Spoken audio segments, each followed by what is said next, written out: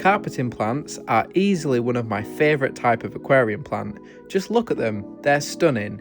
But as the saying goes, nothing worth having comes easy, and I've tried a few different types in multiple aquariums, and only once was it somewhat successful. I'm on a mission to grow the perfect carpet, so today I'll be setting up an aquarium to grow and test 8 different species of carpeting plant.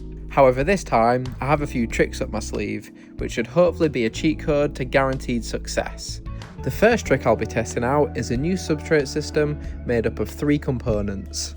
First in goes Tropical Plant Care Substrate. This will serve as a nutritious bottom layer, and as they say, it should ensure healthy and long-term plant growth. Only a small layer is required, and they recommend it to be about 1 cm thick with around 3 to 4 cm of gravel or aqua soil on top. So I'll spread it out as evenly as possible before covering with the Dental Escaper soil, trying my best to achieve that recommended 1:3 ratio. My next trick may seem like a strange way to start up an aquarium, and initially it sounds like a bit of a faff, but the dry start method is a phenomenal way to jumpstart your aquarium and get it on track before even filling it with water. It's specifically tailored for carpeting plants, and it has tremendous advantages whilst avoiding many pitfalls of the standard method. I'll go through that in more detail later, but the main premise of the method is that you don't fill your tank up with water, but instead just thoroughly wet the substrate before planting. And once it's planted, you spray down the plants with water before sealing the top of the aquarium with cling film in order to lock in the moisture. Finally, I'll be adding a small top layer of black sand. This is purely for aesthetic reasons, but I've now just realised that once the plants grow in, we won't be able to see it anyway. Frustratingly, it's recommended rinsing before use, so I followed that accordingly, but I must say I found it quite annoying as wet sand is much harder to work with. This aquarium will be quite different to my usual style, as I won't be using any hardscape, so that's no wood or rocks. Come to think of it, this will be very similar to a Dutch style tank, which was first popularised almost 100 years ago.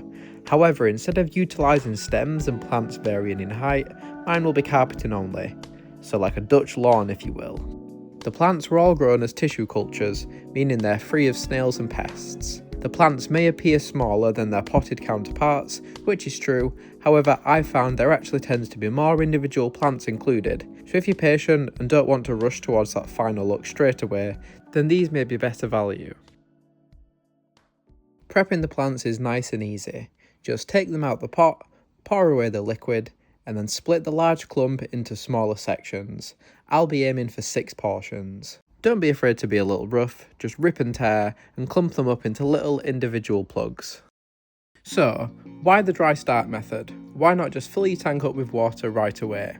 From my research, I drew a few main reasons, and the first one is that more CO2 is available to the plants in air than in water, and as CO2 is required for photosynthesis, this means the plants can produce more energy and grow at a much quicker rate out of the water than within.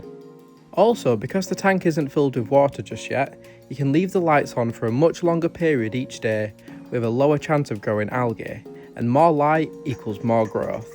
I've seen many recommendations ranging from between 8 and 14 hours. I'll be aiming for around 12 hours of light each day. Also, apparently, it's a little bit easier for root systems to develop and spread out in just a little bit of water compared to when fully submerged. This means the roots can establish and extract more nutrients quicker, resulting in thicker and more dense growth. It also avoids the frustration of plants floating and needing to be replanted after filling up with water. And finally, during the dry start method, there's no need to dose fertilisers or CO2, both are optional but only after filling up with water. Sounds pretty good, doesn't it? This method has many strengths, however it's not quite foolproof and there are a few things that you need to watch out for. Not all aquarium plants are suitable for immersed growth, and some will die in the dry start conditions, so it's crucial that you do your research before picking out plants. I personally just picked 8 random species that were available and hoped for the best, but if you only plan on using 1 or 2 types of carpeting plant, make sure you double check to avoid disappointment.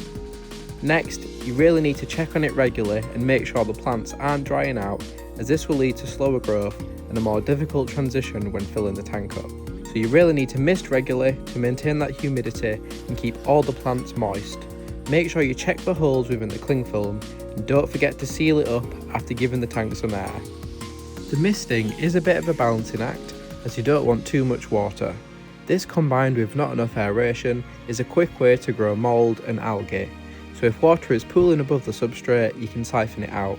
And don't forget to open up the tank for about 10 to 20 minutes 2 or 3 times a day. This should ensure the plants get enough fresh air and keep the mould at bay. So that's the planting done, and I love how neat and tidy it looks. I can't wait to see how it grows and progresses. I'm giving it a big spray with tank water to ensure the substrate, plants and roots are all very wet and thoroughly moist, but not quite waterlogged. Finally, I'll seal the top of the tank with cling film to maintain a warm and moist atmosphere that the plants should thrive in.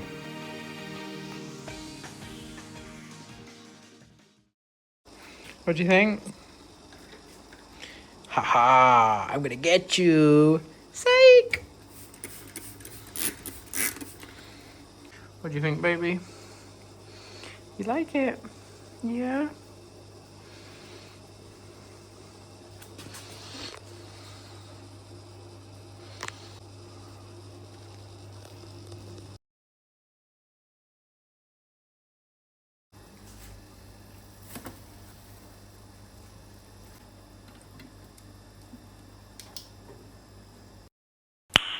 Nice. For such a short span of time, I'm absolutely thrilled with the amount of growth we can see already. Especially given that when planted and first settling into a new environment, most of the plant's energy and growth is focused on the roots. There's a few species that are off to a flying start and seem to be well ahead of the others. I really didn't expect any of them to be almost filling out their plot already. The Hydrocotyle tripetita is doing amazing, and it quickly became one of my favourite of the bunch. It's so bright and bushy, and I love its clover-shaped leaves. The Hygrophilosophyllum is also doing great, and surprisingly it's got some decent height on it too. I'm sure it will start to spread out a little bit more soon, but it's another one with a really interesting leaf shape. Another personal highlight is the Storagene repens. This one's a stem plant, which usually don't tend to be carpeting plants, but so far it's staying very low and growing really compact. It looks so beautiful and incredibly healthy. One of the stems is much longer than the others, but it's staying horizontal and right by the substrate, and its stem has sent out loads of roots. The Eliocharis, or hairgrass, has grown a little bit and its green colour has darkened.